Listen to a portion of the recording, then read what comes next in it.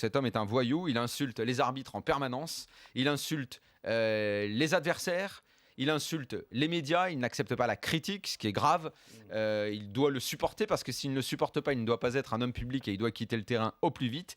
Donc je le répète, cet homme est un voyou. Avec son fils, ils sont deux et ils forment le gang des Girard. C'est le gang des Girard qui fait main basse sur la Ligue 1. Ces hommes-là ne sont pas bons pour notre J'espère sport. que vous aurez l'occasion d'aller leur dire en face à la famille Girard. On l'a dit 1000 fois. Non, il ne faut pas le dire ici derrière le micro, il faut aller en face, il faut les rencontrer. Non mais Louis, et leur dire que vous êtes des la vie n'est pas un règlement de compte.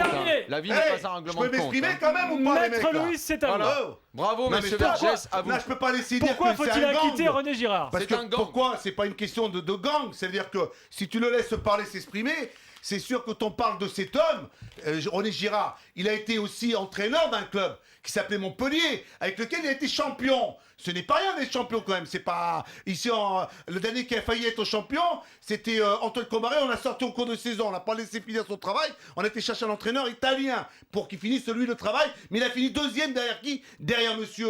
Alors si on parle du projet de jeu de monsieur René Girard, quand il était du côté de Montpellier, c'est une équipe avec un jeu offensif. Je vais pas te rappeler. Concentrons-nous sur son comportement, maître. Non, il n'y a pas le comportement. Sinon.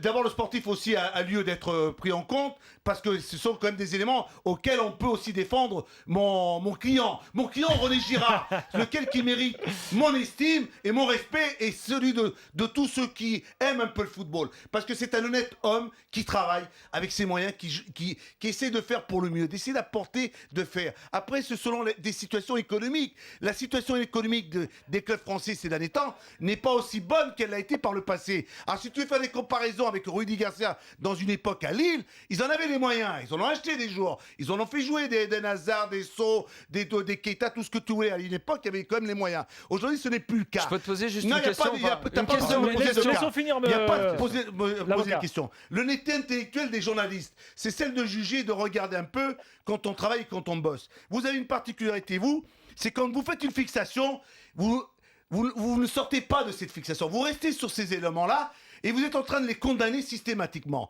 Je ne connais pas les raisons, je ne sais pas pourquoi, parce que peut-être que chez ces hommes-là, il y a quelque chose qui vous déplaît. Il vous déplaît. Et lui, il a le droit d'attaquer physiquement les médias. Il a le droit de le faire. Dans sa com, je suis d'accord que parfois il est un peu maladroit.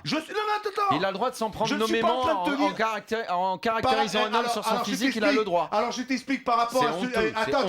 C'est honteux. Par rapport à ce que tu me disais, par rapport à... Il n'a pas le droit de s'attaquer. Si tu fais référence au monsieur auquel il s'est attaqué, ce monsieur-là aussi est un avocat de certains éléments dans notre football. Il n'a même pas eu le cas de venir aussi de temps en temps sur un plateau et de les attaquer et de les mettre un peu en difficulté parce qu'il les protège. Ce monsieur-là protège aussi des éléments dans notre championnat. Quand il s'attaque à certains, il sait à qui s'attaquer. C'est-à-dire qu'il veut dire attaquer René Girard, il attaque René Girard. Toi, tu vas attaquer Laurent Blanc, vous attaquez Laurent Blanc. Oui, mais pas toi, sur mais pas de cette façon-là. Tu veux défendre le corporatisme, tu veux défendre les entraîneurs. Moi, il y a des fois, ils sont... Alors, faut expliquer ce qui se passe. Ils sont responsables. Pour ceux qui n'ont pas suivi l'affaire, René Girard, hier soir, s'en est pris nommément à Pierre Ménès, notre confrère de Canal+.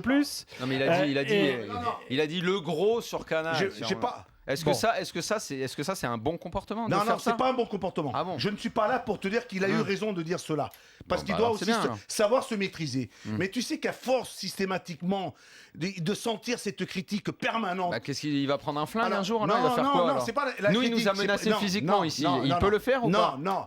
Alors. Moi, je te dis que dans sa com, de temps en temps, il devrait un peu plus se maîtriser.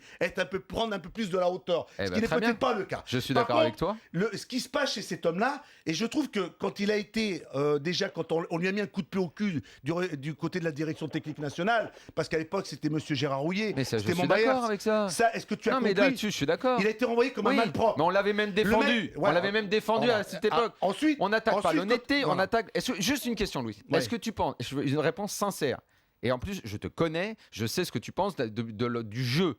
Est-ce que tu crois que c'est une affaire de moyens financiers pour avoir un schéma tactique ambitieux? Non, mais ce qu'il faut aussi, c'est tenir compte. Est-ce que tu es aussi censé tenir on ne fait pas le procès du jeu lillois. On l'a déjà fait la semaine dernière. Non, mais j'aimerais juste la réponse de Louis là-dessus. Est-ce que la situation à l'heure actuelle, est-ce que elle plaide en la faveur pour que ces techniciens puissent mettre en place du jeu? Est-ce que ça plaide les Écossais, pendant des années, avaient des bourrins. Des petites équipes anglaises avaient des bourrins sur le terrain ils te faisaient pas des passements de jambes et des passes et tout, mais ils avaient le bloc haut, ils mettaient le pressing, ils allaient jouer. Un peu d'intensité, un peu de rythme, un peu de jeu. Donc mais le grand mensonge, j'en ai d'accord sur ce grand Non, mensonge. c'est pas Mettons fin à un combat avec moi ce mensonge. Le combat, je Mais peux pourquoi tu ne combattre. t'allies pas à moi pour combattre ce C'est pas que je mensonge? suis là pour combattre ce genre de Le mensonge. mensonge de Puel, de Girard, de tous les gens qui disent que c'est les moyens financiers.